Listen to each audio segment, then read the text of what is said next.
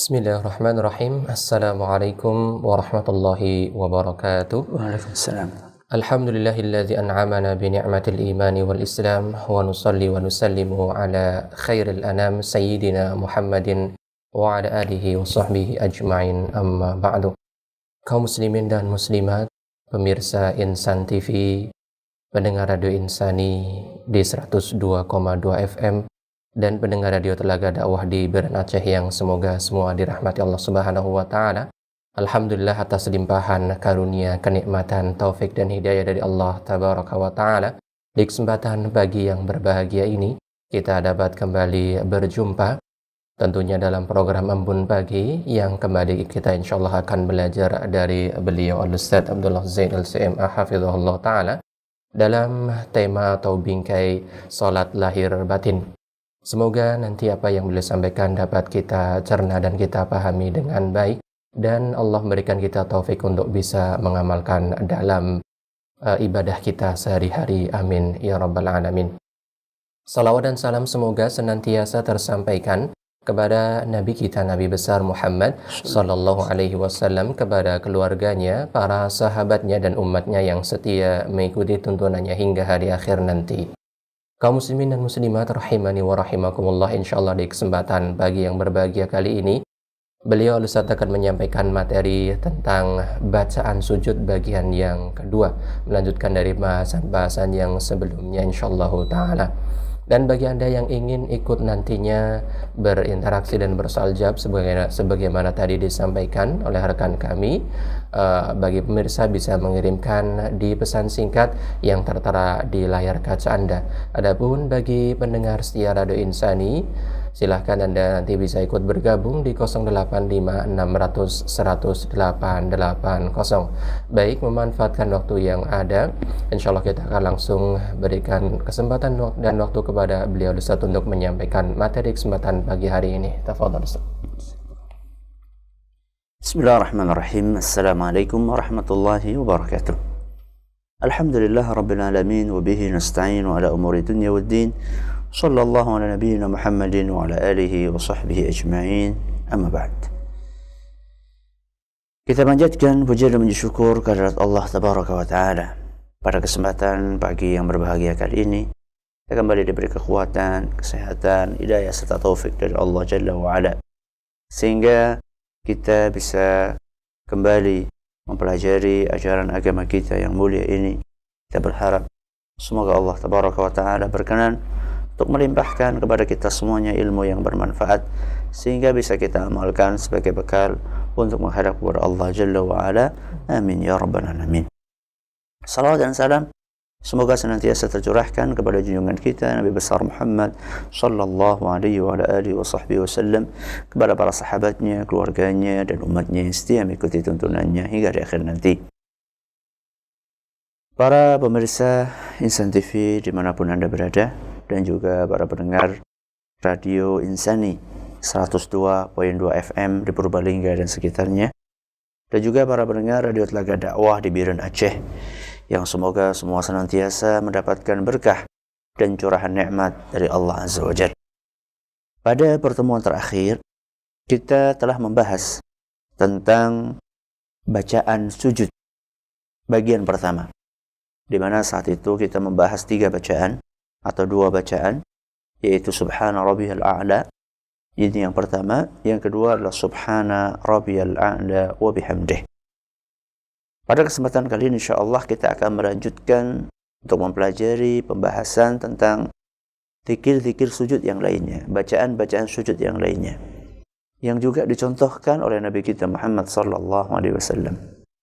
Dan seyogianya seorang muslim berusaha untuk menguasai, menghafal bukan hanya satu bacaan sujud saja, yakni semakin kita mampu untuk membaca, menghafal bacaan-bacaan sujud yang dibaca oleh Nabi sallallahu alaihi wasallam di dalam salat-salat beliau, insyaallah itu akan semakin baik. Insyaallah itu akan semakin baik, karena banyaknya bacaan atau beragamnya bacaan itu insyaallah akan membantu kita untuk bisa khusyuk dan menghayati apa yang kita baca. Adapun bacaan yang ketiga, Setelah kita membahas 2 bacaan, sekarang kita akan bahas bacaan yang ketiga, yang keempat dan yang kelima insyaallah, 3 bacaan pada kesempatan kali ini. Adapun bacaan yang ketiga yang dicontohkan oleh Nabi sallallahu alaihi wasallam adalah dengan membaca Subhanakallahumma Rabbana wa bihamdika Allahumma ighfirli. Saya ulangi, dengan membaca Subhanakallahumma Rabbana wa bihamdika Allahumma ighfirli. Sekali lagi, Subhanakallahumma Rabbana wa bihamdika Allahumma ighfirli. Bacaan ini dalilnya adalah sebuah hadis yang diriwayatkan oleh Imam Bukhari dan Muslim. Dari Aisyah radhiyallahu anha qalat, Aisyah radhiyallahu anha berkata, "Kana an-nabiy sallallahu alaihi wasallam yukthiru an yaqula fi ruku'ihi wa sujudihi." Kata Aisyah radhiyallahu anha bahwasanya Nabi kita Muhammad sallallahu alaihi wa ala alihi wa sahbihi wasallam sering di dalam ruku' dan sujudnya membaca, ya, kata Aisyah radhiyallahu anha bahwa Nabi kita Muhammad SAW di dalam ruku' dan sujudnya sering untuk membaca Subhanakallahumma Rabbana wa bihamdika Allahumma ighfirli. Sering di dalam sujudnya membaca bacaan ini dan rukuknya juga. Aisyah radhiyallahu anha yata'awwalul Qur'an. Nabi sallallahu alaihi wasallam membaca ini dalam rangka untuk mengamalkan perintah Al-Qur'an. Perhatikan baik-baik. Nabi sallallahu alaihi wasallam sering membaca bacaan ini karena Nabi sallallahu alaihi wasallam berusaha untuk mengamalkan perintah Al-Qur'an. Di manakah perintah Al-Quran tersebut? Ada di dalam surat An-Nasr ayat 3. Ya, surat An-Nasr, insyaallah para pendengar, para pemirsa telah menghafalnya, yaitu surat yang diawali dengan Idza jaa nasrullahi wal fath. Ini ayat yang pertama. Wa ra'aitan nasa yadkhuluna fi dinillahi afwaja. Ayat yang kedua. Ayat yang terakhir apa? Fasabbih bihamdi rabbika wastaghfirhu innahu kana tawwaba. Jadi Nabi sallallahu alaihi wasallam memperbanyak untuk membaca Subhanakallahumma Rabbana wa bihamdika Allahumma ighfirli, karena Nabi kita Muhammad sallallahu alaihi wasallam mengamalkan perintah Allah, fasabbih bihamdi rabbika wastaghfirhu innahu kana tawwaba. Mari kita perhatikan baik-baik firman Allah azza wa jalla, fasabbih. Fasabbih artinya bertasbihlah. Fasabbih, bertasbihlah. Bihamdi rabbika, dengan bertahmid kepada Allah. Tasbih, tahmid. Wastaghfirhu, dan beristighfarlah. Innahu kana tawwaba, sungguh Allah subhanahu wa ta'ala maha penerima taubat. Mari kita lihat baik-baik di dalam ayat ini bagaimana Allah azza wa jalla memerintahkan kepada nabinya SAW dan juga kepada kita semua agar kita menggabungkan antara 3 bacaan. Fasabbih berarti tasbih, bihamdi rabbika tahmid, wastaghfirhu istighfar. Jadi Allah azza wa jalla memerintahkan kepada kita dan nabinya Muhammad SAW agar kita menggabungkan antara 3 bacaan yang mulia ini. Antara tasbih, yaitu mengucapkan subhanallah, dengan tahmid, yaitu alhamdulillah, dengan istighfar, yaitu astaghfirullah. Dan itu dipraktikkan oleh Nabi kita Muhammad sallallahu alaihi wasallam ketika beliau membaca subhanakallahumma Rabbana, ini tasbih, ya, wa bihamdika, ini adalah tahmid, Allahumma ighfirli, ini adalah istighfar. Ya. Jadi lihat bagaimana Nabi kita sallallahu alaihi wasallam begitu mendapatkan perintah dalam Al-Quran, beliau berusaha untuk mempraktekannya. Jadi Nabi kita Muhammad SAW adalah sosok yang sangat intim interaksinya dalam tanda kutip dengan Al-Quran. Jadi Nabi kita Muhammad SAW mendapatkan perintah dalam Al-Quran, memahami perintah dalam Al-Quran. Beliau SAW tidak mengatakan nanti dulu. Ya. Akan tetapi begitu mendapatkan perintah dari Al-Quran, maka Nabi SAW bersegera untuk mengamalkannya. Sehingga Al-Quran itu betul-betul dijadikan sebagai sebuah kitab panduan di dalam kehidupan. Manakala seorang hamba akan melakukan apapun di dalam kesehariannya, maka dia akan berusaha untuk mencari di dalam Al-Quran apakah ada aturan yang mengatur sesuatu yang akan saya jalani ini. Dan ini kita sebagai umat Nabi Muhammad sallallahu alaihi wasallam seharusnya berusaha untuk meladani hal tersebut. Jadi ketika kita membaca Al-Quran, apa yang disebutkan dalam Al-Quran berusaha untuk kita terapkan dalam kehidupan sehari-hari. Marilah kita bertanya kepada diri kita masing-masing. Berapa ayat yang sudah kita baca? Berapa kali kita mengkhatamkan Al-Quran? Dari sekian ribu ayat yang sudah kita baca, berapa ayat yang sudah kita praktekkan dalam kehidupan sehari-hari kita? Ayat tentang khusyuk dalam salat, ayat tentang birrul walidain, ya, ayat tentang bagaimana berinteraksi dengan pasangan kita, ayat bagaimana kita menyikapi orang-orang yang menzalimi kita, ayat bagaimana mengajarkan kita untuk jujur, untuk amanah, ya, untuk menjaga lisan kita. Dari sekian banyak ayat yang kita baca, mana yang sudah kita praktekkan? Itu baru ayat-ayat yang berisi tentang perintah. Belum ayat-ayat yang berbicara tentang larangan dari Allah Azza wa Jalla.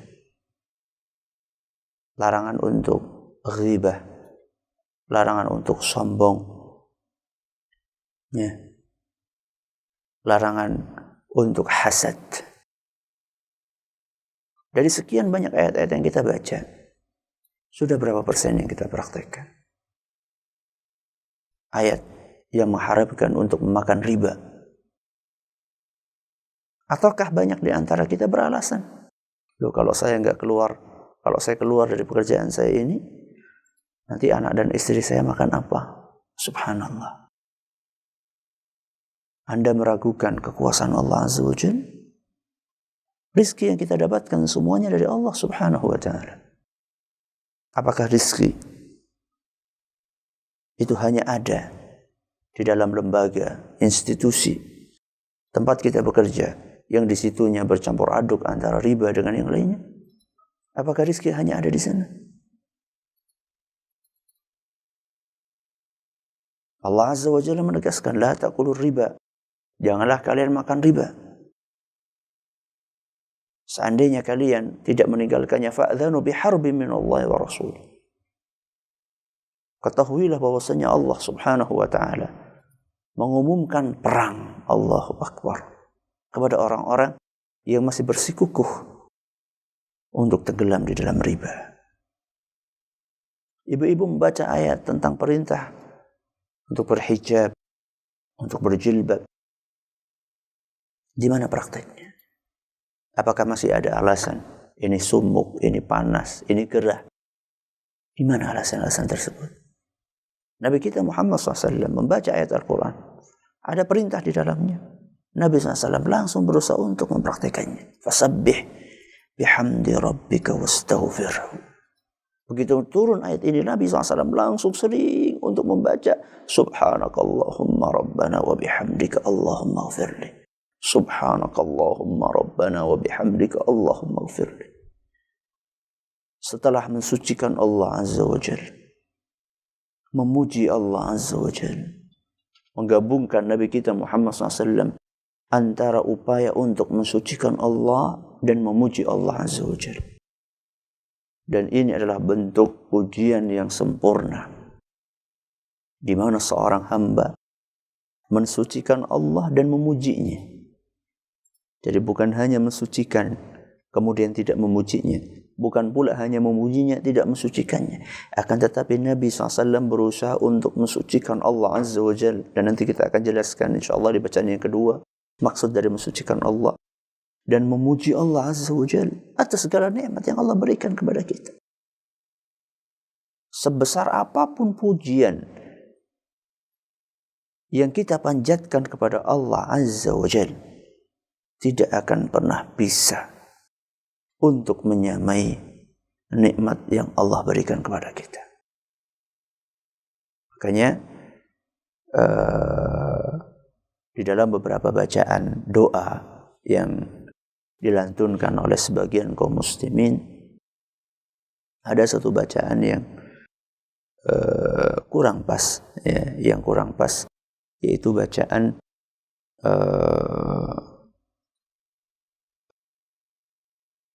yang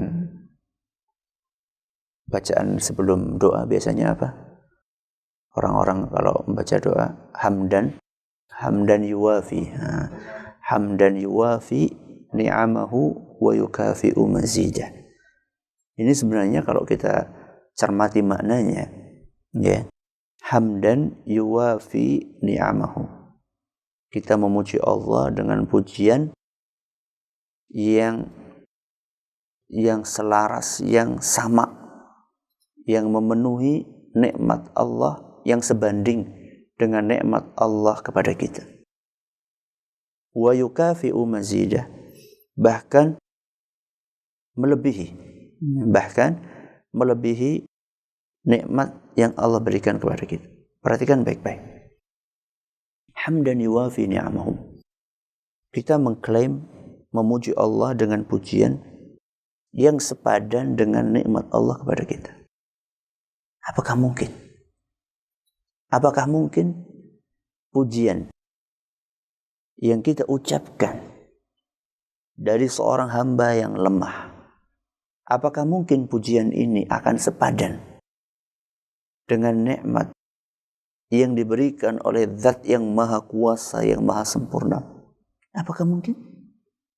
Tak mungkin. Apalagi sampai dikatakan wa yukafi'u mazidah, sampai lebih lagi, pujian kita lebih banyak lagi, ya, dibandingkan nikmat Allah. Enggak mungkin. Sebanyak apapun pujian yang kita panjatkan kepada Allah Subhanahu wa ta'ala, tidak akan mungkin pernah untuk menyamai nikmat yang Allah berikan kepada kita. Akan tetapi kita hanya berusaha. Ini bacaan yang pertama. Bacaan yang kedua, maksud saya yang keempat urutannya. Jadi yang pertama subhana rabbiyal a'la, kemudian yang kedua subhana rabbiyal a'la wa bihamdih, yang ketiga subhanakallahumma rabbana wa bihamdika allahumma ighfirli. Bacaan yang keempat, ya, adalah subuhun Qudusun Rabbul Malaikati Warruh. Saya ulangi. Subuhun Qudusun Rabbul Malaikati Warruh. Dalilnya Subuhun Qudusun Rabbul Malaikati Warruh. Dalil yang melandasi bacaan ini adalah sebuah hadis yang diriwayatkan oleh Imam Muslim dari Aisyah radhiyallahu anha. Beliau radhiyallahu anha bertutur, anna Rasulullah sallallahu alaihi wasallam kana yaqulu fi ruku'ihi wa sujudihi. Aisyah radhiyallahu anha mengatakan bahwa Nabi kita Muhammad sallallahu alaihi wasallam di dalam ruku' dan sujudnya beliau membaca. Apa yang beliau baca? Subuhun Qudusun Rabbul Malaikati Warruh. Aisyah radhiyallahu anha menuturkan kepada kita bahwa Nabi kita Muhammad sallallahu alaihi wa ala alihi wa sahbihi wasallam di dalam rukuk dan sujudnya beliau juga membaca bacaan subuhun quddusun rabbul malaikati war ruh. Subuhun quddusun rabbul malaikati war ruh. Apa arti dari kalimat ini? Subuhun. Imam Nawawi rahimahullah di dalam syarah Sahih Muslim beliau menjelaskan makna dari subuh adalah al-mubarra'u minan naqaisi wasyarik. Artinya adalah zat yang terbebas dari segala kekurangan dan sekutu. Apa kata beliau? Dimaksud dari subuh adalah zat yang terbebas ya dari segala kekurangan dan sekutu. Jadi Allah subhanahu wa ta'ala itu tidak punya kekurangan dan tidak punya sekutu. Itu intinya. Kekurangan. Apa kekurangan? Oh, banyak kekurangan. Ngantuk itu kekurangan. Ya, apalagi pas pengajian ngantuk. Nah, kemudian tidur juga kekurangan. Ya, makanya dalam Al-Quran Allah Azza wa Jalla dalam ayat kursi berfirman, La ta'khudhuhu sinatu wala naum. La ta'khudhuhu sinatu wala naum. Allah subhanahu wa ta'ala tidak pernah ngantuk dan juga tidak pernah tidur.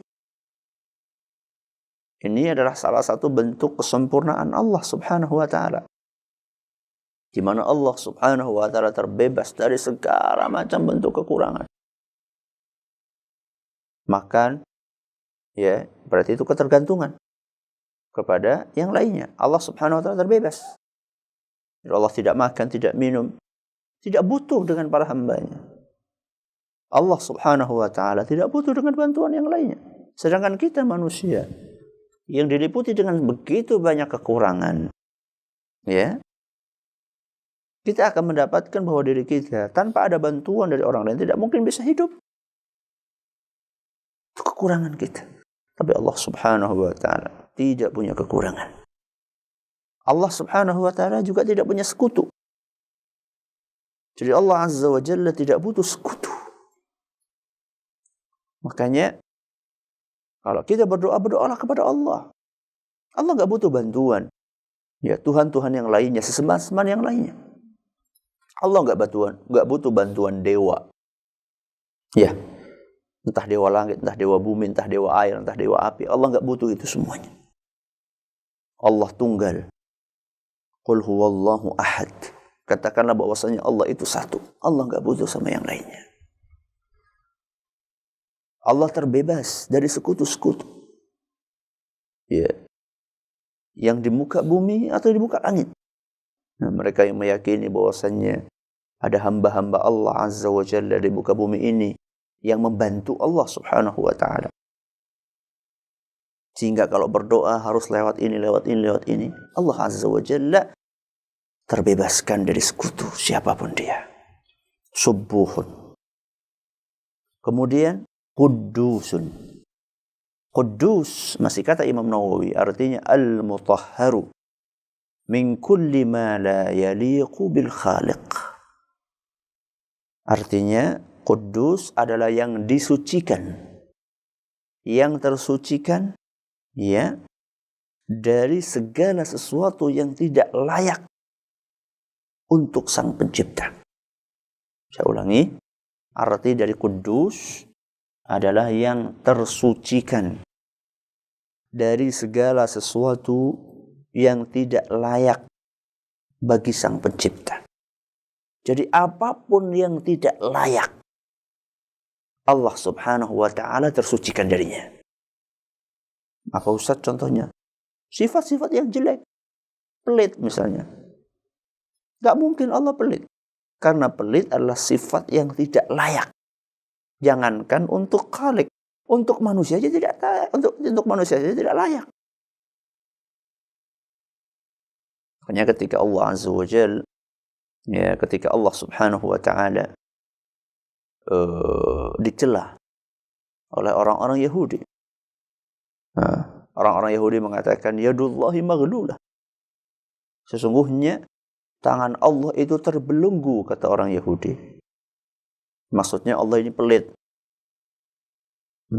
Orang Yahudi mencela Allah Azza wa Jalla, na'udzubillahi min dzalik. Mereka mengatakan bahwa Allah itu pelit. Yadullahi maghlulah, tangan Allah terbelenggu. Allah Subhanahu wa taala langsung membantah perkataan Yahudi itu dan mengatakan ghullat aydihim wa lu'inu bima qalu. Allah Subhanahu wa taala berfirman ghullat aydihim, justru tangan mereka itulah yang terbelenggu. Wa lu'inu bima qalu, dan mereka dilaknat gara-gara apa yang mereka ucapkan. Lalu Allah Azza wa Jalla berfirman, bal yadahu mabsutatan. Justru kedua tangan Allah Azza wa Jalla itu terbuka. Maksudnya Allah Subhanahu wa taala memberikan nikmat kepada para hambanya tanpa hitung-hitung. Curahan nikmat yang Allah berikan kepada kita sangat banyak. Jadi Allah Subhanahu wa taala terbebas, kudus, tersucikan. Allah Subhanahu wa taala tersucikan dari sifat aib, sifat yang jelek. Dari sifat yang jelek. Di antara sifat yang jelek itu adalah pelit dan juga zalim. Allah Azza wa Jalla tersucikan dari sifat zalim. Karena zalim adalah sifat yang tidak pantas.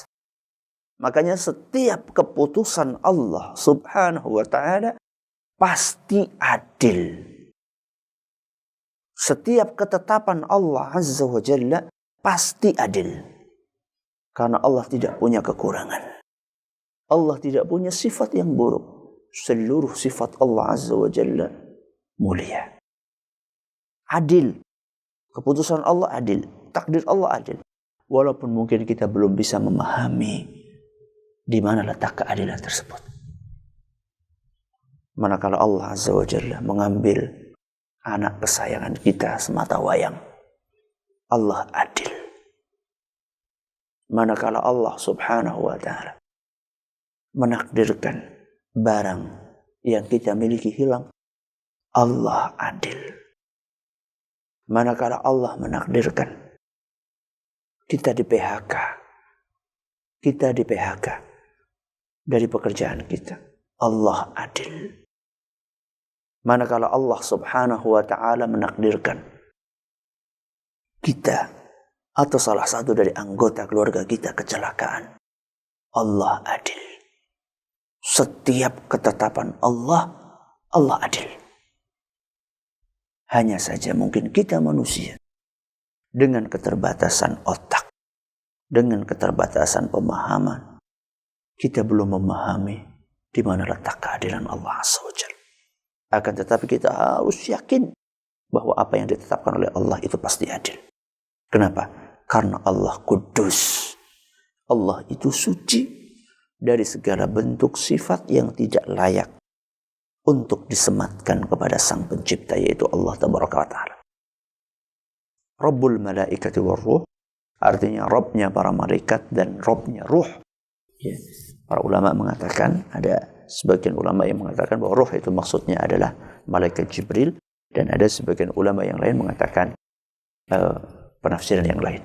Ini bacaan yang keempat. Yang kelima, yang terakhir yang kita bahas pada hari ini adalah bacaan yang berbunyi Allahumma laka sajadtu. Ini kepada para pendengar, para pemirsa yang pengen nulis, ini bacanya agak panjang dikit.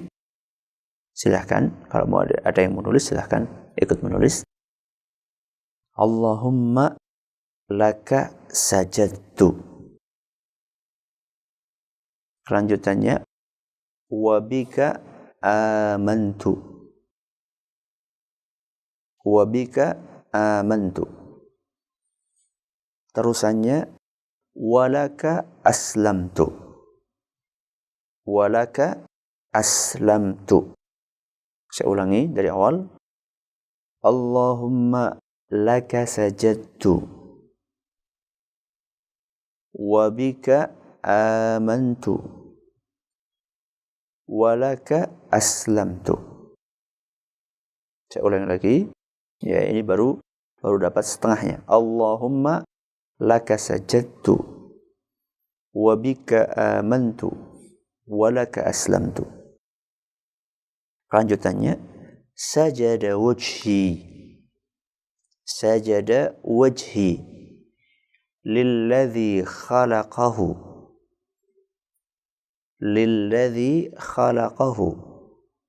wa sawwarahu wa syaqqa sam'ahu wa basarahu wa syaqqa sam'ahu wa basarahu wa syaqqa sam'ahu wa basarahu. Terakhir, tabarakallahu ahsanul khaliqin. Tabarakallahu ahsanul khaliqin. Tabarakallahu ahsanul khaliqin. Saya baca dari awal. Allahumma laka aslamtu wa bika amantu. Allahumma laka sajadtu wa bika amantu wa laka aslamtu. Sajada wajhi lilladzi khalaqahu wa sawwarahu wa syaqqa sam'ahu wa basarahu. Tabarakallahu ahsanul khaliqin. Saya ulangi sekali lagi dari awal. Allahumma laka sajadtu wa bika amantu wa laka aslamtu. Sajada wajhi lilladzi khalaqahu wa sawwarahu wa syaqqa sam'ahu wa basarahu. Tabarakallahu ahsanul khaliqin. Ini dalilnya sebuah hadis yang diriwayatkan dalam Imam Muslim. Diriwayatkan oleh Imam Muslim dari Ali bin Abi Thalib radhiyallahu anhu ketika beliau menjelaskan salah satu di antara sifat salat Nabi sallallahu alaihi wasallam.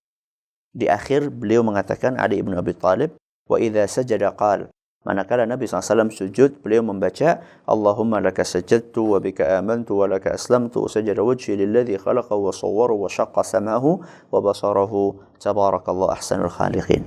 Secara ringkas artinya Allahumma laka sajadtu, ya Allah, hanya kepadamu lah aku sujud. Ini adalah peringatan bahwa sujud adalah ibadah yang hanya boleh kita persembahkan kepada Allah. Allahumma laka sajadtu, ya Allah, hanya kepadamu lah aku sujud. Wa bika amantu, dan hanya kepadamu pula lah, ya Allah, kami beriman. Ya, wa laka aslamtu, dan hanya kepadamu kami berislam, berserah diri. Sajada wajhi lilladzi khalaqahu. Wajahku aku sujudkan. Wajahku sujud kepada yang menciptakannya. Ya, wa sawwarahu, dan yang membentuknya. Wa syaqqa sam'ahu wa basarahu, dan yang membuka pendengaran dan penglihatannya. Tabarakallahu ahsanul khaliqin. Ya, maha berkah Allah Azza wa Jalla, sebaik-baik pencipta. Jadi di sini kita diingatkan oleh Nabi kita Muhammad sallallahu alaihi wasallam dengan nikmat-nikmat Allah, mulai dari penglihatan, mulai dari pendengaran, kemudian juga dari Islam, ya. Kita bisa berislam, kita beriman, kita sujud. Kemudian Allah Subhanahu wa taala telah membentuk tubuh kita, dan segala sesuatu nikmat Allah yang Allah berikan kepada kita diingatkan di dalam doa ini. Dan semoga dengan doa-doa ini kita bisa terus berusaha untuk khusyuk di dalam salat kita. Semoga apa yang kami sampaikan bermanfaat. Kita akan lanjutkan dengan izin Allah Azza wa Jalla pada pertemuan yang akan datang. Wallahu taala a'la wa alam. Kita dengarkan beberapa pertanyaan yang mungkin sudah masuk ke meja redaksi kami. Silakan. Baik Ustaz, jazakallahu khairan, dan semoga kita semuanya diberikan taufik oleh Allah untuk bisa memahami dan mengamalkannya insyaallah taala. Pemirsa Insan TV, pendengar Radio Insani dimanapun Anda berada yang semoga dirahmati Allah Subhanahu wa Ta'ala. Insyaallah kita masuk ke sesi soal jawab dan kami akan langsung ajukan beberapa pertanyaan yang alhamdulillah sudah masuk di redaksi kami atau studio kami. Yang pertama Ustaz datang dari Ummu Hari yang ada di Purbalingga. Beliau minta diulangi tentang 7 anggota sujud Ustaz. Oh iya. Nah, 7 anggota sujud Ummu Hari ya, Ummu Hari. 7 anggota sujud itu yang pertama adalah kepala atau jidat. Ya, jidat dan hidung. Ini jadi satu. Ya, jidat dan hidung ini jadi satu. Kemudian berikutnya 2 telapak tangan. Ya, 2 telapak tangan, berarti sudah 3 ini ya. Nah, sudah 3. Lalu 2 lutut. Ya, 2 lutut. Ini berarti 5. Ya. Terakhir 2 ujung jari-jari kaki. 2 ujung jari-jari kaki. Ini adalah yang ke-7. Ya, 6 dan 7. Jadi saya ulangi. Ya. Yang pertama adalah kepala, ya, di dalamnya ada jidat dan hidung. Ini 1, dihitung 1. Kemudian berikutnya adalah 2 telapak tangan, ya, dihitung 2, berarti 1 tambah 2, 3. Terus 2 lutut, ya, dihitung 2, berarti 3 tambah 2, 3 tambah 2, 5. Terus yang terakhir adalah 2 ujung jari kaki, ya, 2 ujung jari kaki dihitung 2 juga, berarti 5 tambah 2 sama dengan 7. Ya, silakan. Baik Ustaz, jazakallahu khairan, semoga dapat ditangkap. Mungkin sedikit tentang bahwasanya hidung anggota kepala. Iya, masuk. Iya, masuk. Jadi itu satu anggota. Jadi hidung dan jidat. Dan jidat itu satu anggota. Ya. Nah, baik Ustaz, yang selanjutnya pertanyaan datang dari Abu Ulfah yang ada di Sumbang. Beliau menanyakan tentang posisi telapak kaki yang benar ketika sujud Ustaz. Ini sekaligus juga pertanyaan juga dari saudara Taufik yang ada di Sampit Ustaz. Apakah merapat atau? Posisinya merapat. Ya, menurut sebagian ulama, dan ini dalilnya cukup kuat. Jadi antara jari, ya, antara telapak kaki yang kanan dengan yang kiri dirapatkan, ya, dirapatkan. Kemudian jari-jarinya ditekuk, diarahkan ke arah kiblat. Ya, diarahkan ke arah kiblat. Jadi bukan sekedar hanya ditaruh saja di atas lantai, akan tapi agak ditekan sedikit sehingga jari-jarinya bisa mengarah ke arah kiblat. Dan telapak kakinya dirapatkan. Iya. Nah, saja jazakallahu khairan. Berikutnya Ustaz dari Taufik yang ada di Sampit yang tadi sempat menanyakan satu pertanyaan tadi. Yang kedua beliau menanyakan tentang bacaan sujud tilawah Ustaz. Bacaan sujud tilawah, ya, sudah kita bahas di dalam pengajian tafsir. Di antaranya adalah dengan membaca Subhana Rabbiyal A'la, ya, di antaranya dengan membaca Subhana Rabbiyal A'la, atau membaca Subhanakallahumma Rabbana wa bihamdika Allahumma ghfirli. Ya, subhanakallahumma rabbana wa bihamdika Allahumma ghfirli. Atau juga bisa membaca menurut sebagian ulama dengan bacaan yang tadi, sajada wajhi lilladzi khalaqahu, dan seterusnya, ya. Wa syaqqa samahu wa basarahu tabarakallahu ahsanul khaliqin.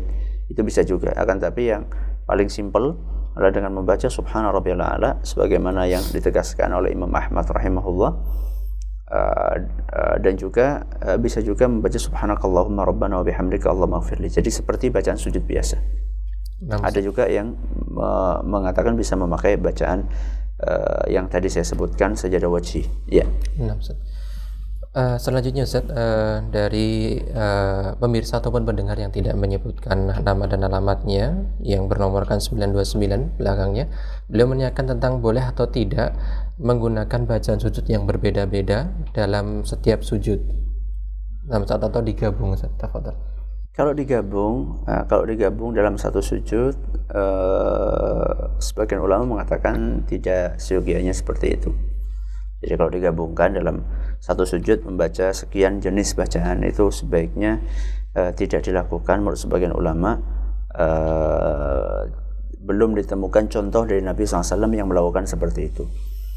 Tapi kalau beda-beda dalam satu sholat ya, dalam satu sholat rakaat pertama bacanya ini, rakaat kedua bacanya itu, saya belum bisa menjawab pertanyaan ini. Wallahu a'lam bishawab. Nah, Ustaz. Jazakallah khairan.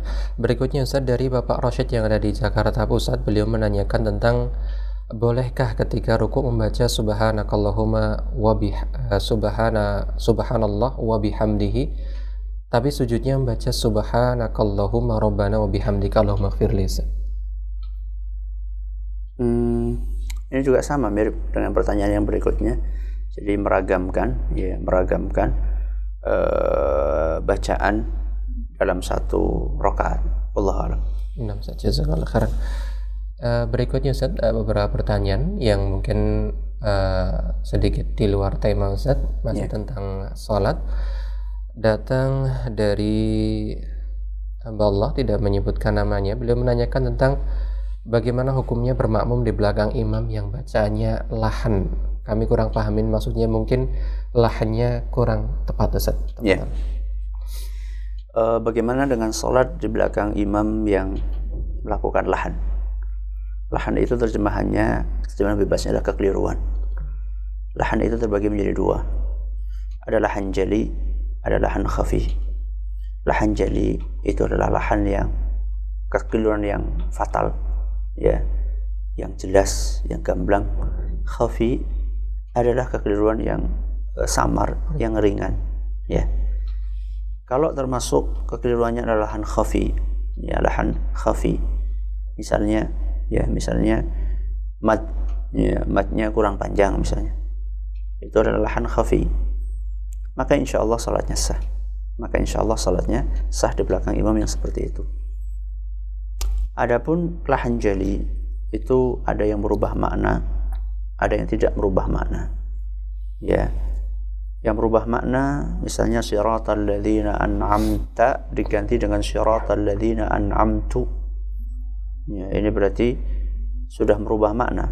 Karena siratal ladzina an'amta, ya, itu kan engkau yang beri nikmat. Kalau an'amtu berarti aku yang beri nikmat.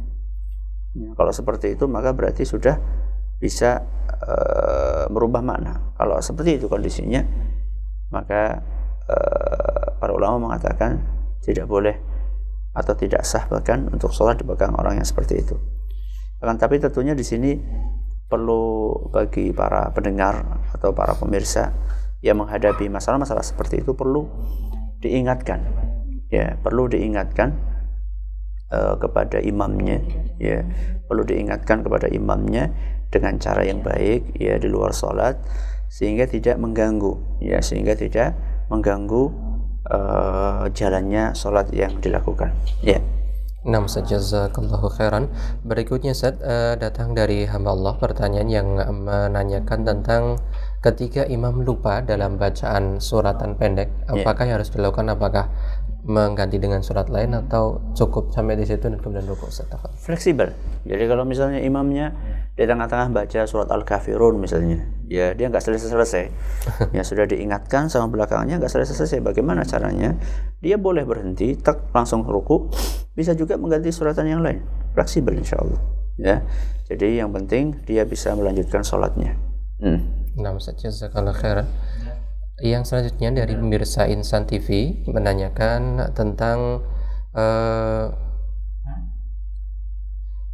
ketika imam salam, ada sebagian makmum yang mengakhirkan salamnya karena dengan alasan bahwasanya setelah salam tidak ada gerakan sholat yang lain, sehingga tidak mengapa tidak mengikuti salam imam secara langsung ketika itu. Apakah ada penjelasan dari para ulama yang sejalan dengan pemahaman tersebut? Tafadhal.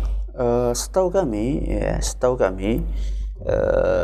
makmum diperintahkan untuk mutaba'atul imam, ya, mengikuti gerakan imam secara bersegera. Maksudnya mengikuti gerakan imam bersegera, artinya tidak dikasih jeda, ya, tidak dikasih jeda.